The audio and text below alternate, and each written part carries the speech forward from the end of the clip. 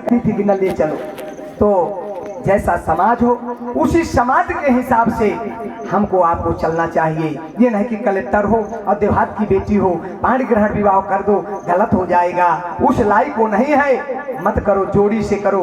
अगर लड़ना है तो जोड़ी से लड़ना चाहिए, बेजोड़ी नहीं। शादी विवाह भी अपनी जोड़ी के हैसियत के हिसाब से करना चाहिए। तर देखो घर देखो दिया का उजेला देखो, तर देखो बर देखो और दिया का उजेला देखो। ये देखना चाहिए। घर देखो कि घर कैसे है, इसका तर क्या है, कुछ है इसके अंदर की नहीं है, कि खाली महल बना दिया दिखाने के लिए, शादी विवाह के लिए। अरे इसमें पता लगाए अंदर कि दीपक जल रहा है, कुछ है लक्ष्मी उक्ष्मी की नहीं। अब फिर दूसरे नंबर में बर देखो, घर देख लो, पसंद हो जाए तो फिर दामाद को भी देखो। ये नहीं कि काला है कि लंगड़ा है कि लूला, ऐसे नहीं। एक जगह ऐसे हुआ, ध्यान आ गई, एक बेटी थी, लंगड़ी थी, पैर से लंगड़ाती थी। अब जब लंगड़ी बेटी थी उसकी शादी में थोड़ा दिक्कत आती थी, तो जो कोई जाए और देखे तो उसको मना कर देते थे, भैया बाद में नाही कर देते, सामने नहीं, एक दो दिन फोन के बाद में माही कर देते थे, भैया हम नहीं करेंगे बेटी का। अच्छा, बेचारा पति वो जो है पिता था, माता बहुत परेशान हैरान कैसे होगा। कुछ लोग थे गांव के, बोले हित चाहते थे, बोले ऐसा करो, एक बहन और है ना, बोले हाँ, तो बोले इस बार आए देखने वाले तो इस बहन को दिखा दे, लंगड़ी को नहीं निकालना। बोले ठीक है। आए कुछ लोग, शादी पता चला तो जो है लंगड़ी को छिपा दिए, अच्छी वाली जो छोटी बहन थी 2-3 साल की छोटी थी उसको दिखा दी, बड़ी सुंदर थी, सुशीलवान थी। बोले यार लड़की तो बहुत अच्छी, बहुत बढ़िया लड़की, पसंद है हमें, और अच्छा घर था, खाता पीता घर। बोले हमें पसंद है भैया, तुम्हारी लड़की, बिल्कुल तारीख पंडित से निकलवाओ, विवाह का मुहूर्त निकलवाओ। ये देखो, अब जब छल किया इसने, अब भगवान कहता है कि दगा किसी का सगा नहीं, ना मानो तो करके देखो, जिन जिन ने दगा किया है उनका जाके घर देखो। आज इधर इस तरह किया, लंगड़ी को नहीं दिखाया और बच्ची वाली को दिखाया कि भावर जब होगी तो लंगड़ी को बैठा देंगे, ये मन में था उनके। अब जब गए बोले लड़का देखने, हम भी भैया देखेंगे लड़का, बोले देखो उसके यहाँ।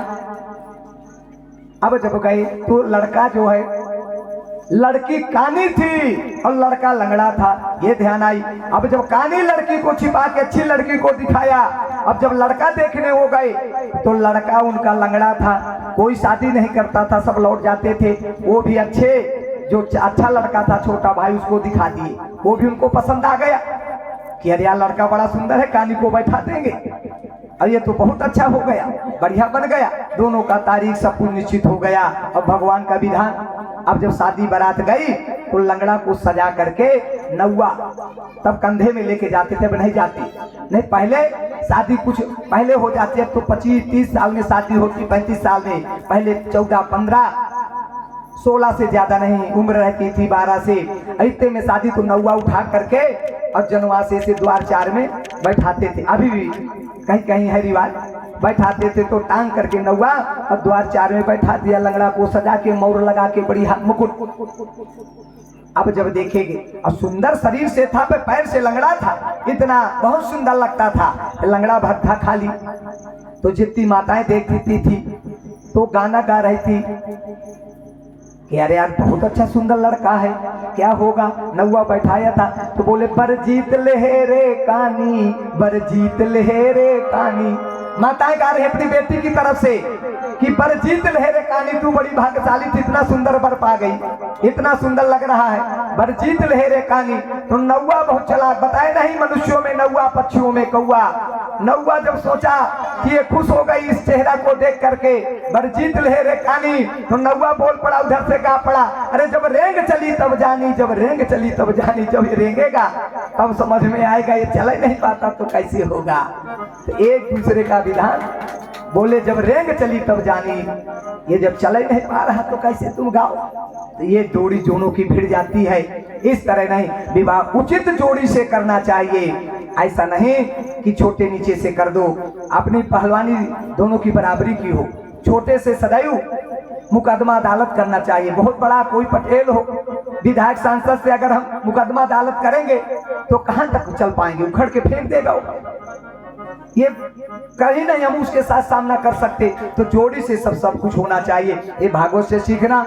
आज इस प्रकार से हमारे द्वारकाधीश भगवान जो है, जबकि ये सभी रानियां 16,108 रानियां हो गई भगवान के यहाँ, सभी माताएं अभित्री माताएं, घर आनंदित हो गया, सब कुछ हो गया। लेकिन 8 पटरानी थी और 100 को कैसे भगवान ब्याह के लाए। एक भौमासुर नाम का दैत्य था, वो बहुत शक्तिशाली था और वो जो है 100 कन्याओं को अपने कैद में किए था, जेल में बंद किए था, कुमारी कन्याओं को।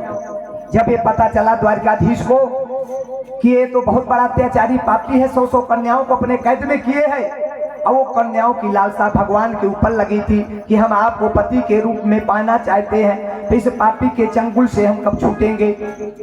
जब ये कहा तो भगवान ने कहा तुम चिंता मत करो, तुम्हारे को मैं जरूर छुटवाऊंगा। अब भगवान गए, लेकिन वो भौमासुर को श्राप था कि मैं भगवान से वरदान था कि भगवान से नहीं मारा जाऊंगा किसी से। अगर सत्यभामा सत्राजित की पुत्री बेटी जिस दिन जिसको कह देगी किसी पापी को मार दो, उसी के हाथ से मैं मारा जाऊंगा, ये श्राप दिया था सत्राजित। एक बार वो पापी आक्रमण कर दिया तो सत्राजित ने उसे श्राप दे दिया कि मेरी बेटी हे दुष्ट भौमासुर, जिसको कह देगी उसी के द्वारा तेरी हत्या हो जाएगी। तो नारद ऋषि पहुंचे तो द्वारकाधीश ने कहा सबसे जीत तो हो गई नारद, पर लेकिन इस पापी को कैसे मारूं, कन्याओं को कैसे लाऊं, ये कैद में किए हैं अपने 100 और वो मुझे पाना चाहती है, मुझे वरण कर लिया है। तो नारद ऋषि ने कहा आप सत्यभामा को ले लीजिए, सत्यभामा को मैं जानता हूँ, वरदान मिला है कि सत्यभामा जो अगर इशारा कर देगी किसी पापी को मार दो तो मर जाएगा। द्वारकाधीश सत्यभामा को आव भाव से प्रेम से सबसे ज्यादा रुक्मिणी को मानते थे। मैंने एक बार बताया था, जब रुक्मिणी ब्याह करके गई थी तो भगवान को तस्तरी में पान लगाया था। लो प्रभु, हे द्वारकाधीश, आज तक आपने पान खाया कि बोले मैं कभी नहीं खाया रुक्मिणी। पहले तो माखन खाता था, मिश्री खाता था, नींबू का अचार खाता था, इमली की खटाई खाता था, और क्या है हीरो क्या, बेझर का रोटी खाता था, पोखर का पानी पीता था। ये पान वार कहाँ मिले? और दूध मेवा तो मक्खन मिलता था, फिर लेकिन पान है। तो रुक्मिणी ने कहा हे प्राणनाथ पतिदेव, मैं पान आपको लगा रही हूँ।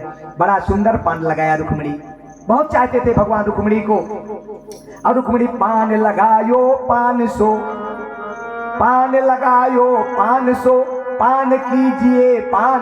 पान माने पान का पत्ता, पान माने पत्नी नारी को भी पान कहा गया है, और पान माने जलपान। पान के कई अर्थ, कनक कनकते सब गुनी, मादकता अधिकाए, या खाए या पौराए, या जग में सुख पाए। यमक अलंकार जो पढ़ने वाले बैठे हो चार, यमक अलंकार। कनक, कनक माने धतूरा, कनक माने सोना, कनक कनकते 100 गुनी, मादकता अधिकाए। अगर सोना मिल जाएगा तो आदमी प्रसन्न हो जाएगा, गदगद हो जाएगा, और शायद वही कनक माने धतूरा, और उसी धतूरा खा लिया तो पागल हो जाएगा कि नहीं, है एक ही चीज। पर लेकिन ज्यादा सोना मिलने से फिर आदमी पागल भी हो जाता है, किसी किसी से बर्दाश्त नहीं हो पाता। तो कनक के 2 अर्थ धतूरा सोना, इसी प्रकार आज पान के 3 अर्थ नारी, और पान का पत्ता जलपान। तो रुक्मिणी ने लगाया पान बहुत चुन चुन करके, और उसी समय द्रौपदी का चीरहरण हो रहा था, दुष्टासन पापी साड़ी खींच रहा था। रुक्मिणी ने देखा हे प्राणनाथ पतिदेव, आप इस पान के चक्कर में पड़े हैं, आपकी भक्त बहन भी लगती रिश्ते में, आप इसके चप्पल उठाए थे प्राणों की बाजी, अब आप इसके लिए नहीं जा रहे, पापी दुशासन साड़ी खींच रहा है। अरे बोले ना रोड़ी, मैं इस तरह नहीं जाता। बोले क्यों? जब अपने आप में भरोसा जिसको रहता है, मैं नहीं जाता। बोले क्यों? बोले देखो अभी द्रौपदी को भरोसा है कि मेरे हाथी जैसे 5-5 पति भीम जिस 2000 हाथी को उठा करके, और मंदोदरी मौसी लगती थी रिश्ते में। मंदोदरी ने कहा हे भीम, हे नकुल सहदेव, हे धर्मराज अर्जुन, आप अपने जो है मौसा जी का युद्ध देखने लंका में नहीं आयो, कितना घमासान भगवान राम से युद्ध किया था। तब भीम ने कहा था मौसी अरे तुम देखना द्वापर में जब हम कौरव पांडवों का युद्ध होगा तो वही भीम 10,000 हाथियों को समेट करके मंदोदरी के सिंहासन के पास फेंक देते। मौसी देख ये भीम ये शक्तिशाली है, तू करे मौसा का युद्ध देखने नहीं आए। 10,000 हाथी भी फेंक देते थे। आज बोले उनको भरोसा है कि ये नहीं ऐसे वो अन्याय होने देंगे। जब 5 पतियों का सिर नीचे हो गया, कुछ नहीं बोले, मर्यादा के बंधन में बंधे, जुआ में हारे हुए। रुक्मिणी ने कहा, हे प्राणनाथ पतिदेव, अब तो सिर नीचे, अब तो जाओ। बोले नहीं, अभी जहाँ भीष्म पितामह गंगा पुत्र और द्रोणाचार्य कृपाचार्य कर्ण जैसे महारथी बैठे हो, अन्याय होने देंगे? ना ना ना ना ना, अन्याय हो सकता। वो बोलेंगे जरूर। जब वो भी नहीं बोले, सिर नीचे महारथी सूर्यपुत्र कर्ण कि जहाँ थोड़ा सा भी अनर्थ देखते थे धनुष बाण चला देते थे। कर्ण भी आज अन्न को खाए हुए वैसा मन हो गया, जैसा अन्न खाओ वैसा मन। आज बंधे हुए नहीं बोल पाए। अंत में जो सबका मनोबल टूट गया। रुक्मिणी ने कहा, हे दीनानाथ अब तो जाओ। बोले देख रुक्मिणी, अभी द्रौपदी अपनी साड़ी को दांत से दबाए है। जब कोई नहीं बोले तो साड़ी को दांत से दबाया, और जब दांत से दबाया दुशासन पापी तीसरा झटका, साड़ी छूटी तो रुक्मिणी पान लगाई। तो भगवान सोचे बहुत दिन में पान ये लगाई है, अगर पान का अपमान कर दूंगा तो गलत हो जाएगा। पहली बार मैं पान इसके हाथ का खा रहा हूँ, सबसे इसको मैं हरण करके लाया हूँ, इसके भाई को बांध करके लाया, तो इसके पान का भी अपमान नहीं होना चाहिए। अगर पान ही जैसे पान का शान चला जाएगा तो आज पान लगायो पान सो पान कीजिए पान, इत देखत सो पान को उत देखत सो पान। अब पान शान के मध्य में आने रुक्मिणी, तेरे इस पान के चक्कर में आदि शान चली जाएगी, नारी की साड़ी चली जाएगी। थूक देंगे नाम लेकर के मेरा, इस पान को रखो। नहीं खाए भगवान, और द्रौपदी की साड़ी को बढ़ा दिया। ढेर लग गया, पहाड़ लग गया।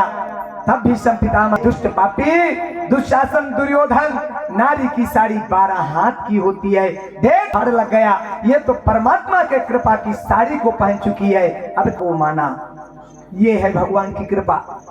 वही द्रौपदी जब राजसूय बैठने की जीत हो गई पांडवों की, तो भीष्म पितामह शैया पर धर्मराज युधिष्ठिर का राज तिलक देख लो। मन उनका पांडवों की तरफ था, लेकिन भी थी दुर्योधन की तरफ। तो जब राज सिंहासन पर बैठने लगे, 5 पांडवों को बुलवाए।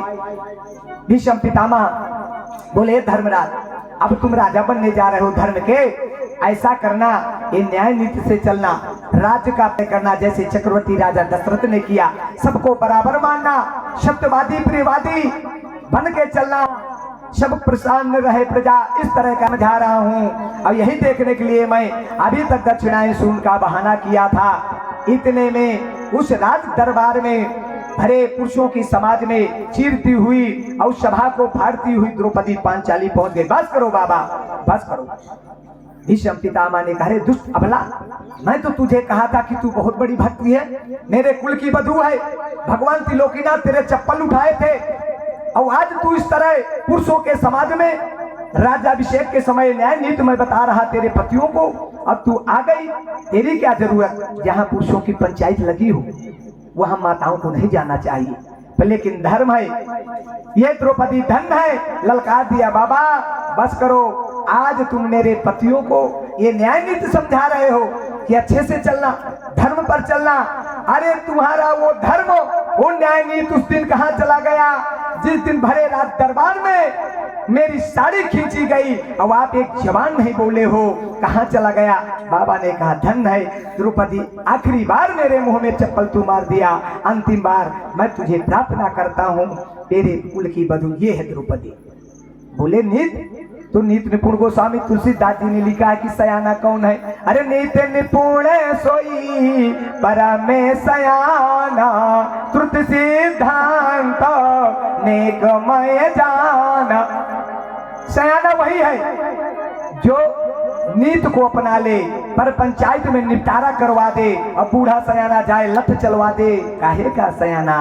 नीत निपुण सोई परम सयाना, जो नीत में निपुण हो, ज्ञान में निपुण हो, आदर्श मर्यादा में निपुण हो, वही सयाना कहा गया। आज इस प्रकार से बोले, सतभामा तुमको चलना पड़ेगा, बैठो मेरे रस में। बड़े प्यार से भगवान कह रहे।